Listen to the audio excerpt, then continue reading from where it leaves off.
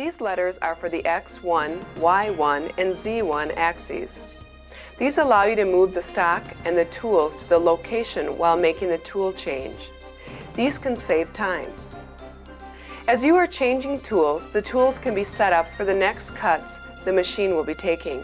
For example, if you are milling flats on your part with a gang live tool, the stock can move out to the correct Z position and the Y axis could... Included in the training program is a 115-page manual to reinforce the visual presentations on the DVDs. We recommend the student or employee view the DVD, then work with the manual, returning to the DVD when necessary. It explains the Swiss concept, terms, and definitions for different items in the CNC realm. This manual also contains information for both tooling and guide bushing selection, and reviews the different tool holders and speeds and feeds for CNC Swiss machining.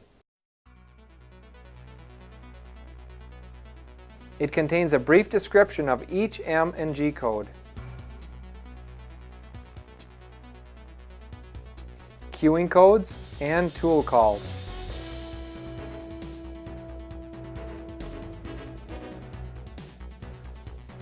This manual also includes formulas and programming examples with extensive use of comments.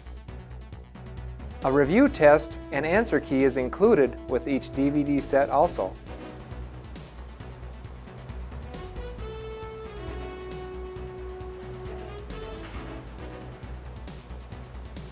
I believe besides saving programming, setup, and reprogramming time, this DVD training system will lower your maintenance and tooling costs. For an example, the replacement cost of a live turret block damaged from a programming error is considerably more expensive than this training system. Well, there you have it, a sneak preview into an extraordinary training system for the complex M-Series Citizen Syncom machine. You and I both know that the capabilities of these machines are unprecedented, and without an educational tool such as this, they'll not reach their full potential.